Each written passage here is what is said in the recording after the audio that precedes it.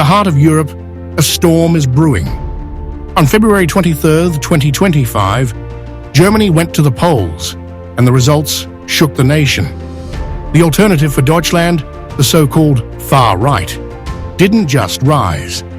It roared, claiming nearly 20% of the vote and the title of Germany's second-largest party. At its helm, Alice Weidel, a figure once dismissed, now impossible to ignore. This is the story of a party and a woman rewriting the rules of German politics. 4 years ago, in 2021, the AfD scraped by with 10.3%, a fifth-place finish that marked it as a loud but limited voice. Fast forward to 2025, and it's a different world. Doubling its support to 20%, the AfD has surged past giants, leaving a trail of stunned rivals. In Germany's east, it reigns supreme, winning seats outright.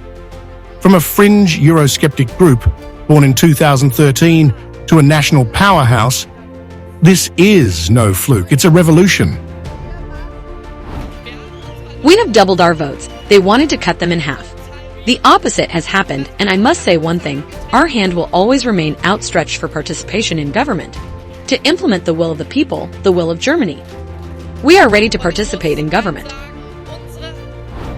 Driving this ascent is Alice Weidel, economist, firebrand, and now a global lightning rod. Her reach stretches far beyond Germany's borders. In Munich, just weeks before the vote, US Vice President J.D. Vance shook her hand, snubbing Chancellor Scholz and praising her defiance. Billionaire Elon Musk took to X, declaring only the AfD can save Germany, even joining Weidel on screen at a rally in Halle. Hungary's Viktor Orbán welcomed her in Budapest, calling her the future. Italy's Salvini, Holland's Wilders, they've all cheered her on. Weidel isn't just leading a party, she's rallying a populist wave across the world. We, the alternative for Germany, perceive a worsening of Germany's relations with our neighbors, especially Hungary, but also with the big powers, the US, Russia, and China. My and our noblest task is to significantly improve and repair these relations. Second place in 2025 isn't just a number, it's a seismic shift. With over 120 seats in a fractured Bundestag, the AfD stands as a force no one can sidestep. Shunned by coalitions, yes, but as the loudest voice in opposition, it holds the power to disrupt, to demand, to dominate debates. 1 in 5 Germans chose Weidel's vision, a rejection of the old guard that's impossible to silence. What does she stand for? A Germany reborn. Hardline and unapologetic, remigration, mass deportations, and a 5-year freeze on newcomers top her list. She wants coal, gas, and nuclear to power the nation, not windmills or solar dreams. The euro, she'd ditch it for the Deutschmark, NATO, and the EU. She questions their grip, favoring a Germany-first path.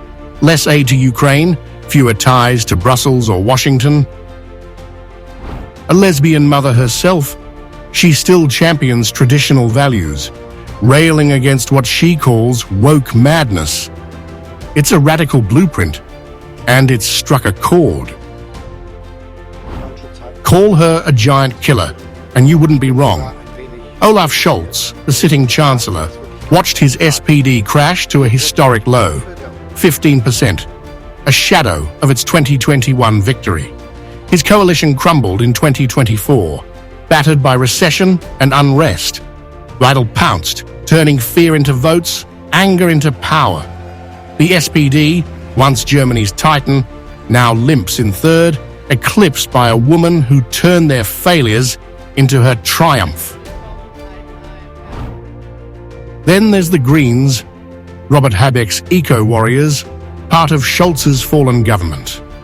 From 14.8% in 2021 to a bruised 13% in 2025. They've slipped to fourth. Their green agenda, once a beacon, faltered under economic strain. Weidel's promise of cheap energy and blunt rejection of climate dogma outshone Habeck's ideals, stealing voters who once dreamed green, but now crave survival. Now, as number 2, the AfD squares up to the winner, Friedrich Merz and his CDU. The battlefield, everything that matters. Ukraine aid? Weidel says no, Merz says yes. The EU and NATO? She'd unravel them, he'd reinforce them. Immigration? She demands walls, he offers gates with locks. The economy? Her nationalism clashes with his globalism.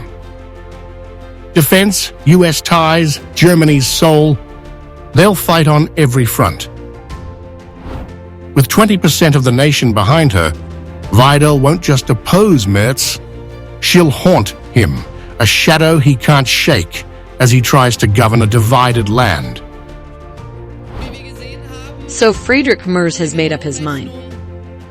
He wants to continue this undemocratic blockade against the AfD, and we can see the results in East Germany. We can see that now. He will only be able to form a coalition with the left with a green-red coalition, and accordingly, he will not be able to implement anything he promised. And I predict here and now that if this left-wing policy is implemented against the will of the people, then we will overtake the CDU.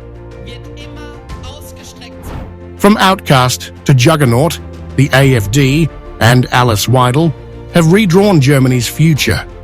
Hailed by some as heroes, cursed by others as a threat, they've turned discontent into destiny. As coalition talks loom and Europe watches, one thing is clear. This isn't just a rise, it's a reckoning, and the storm is far from over.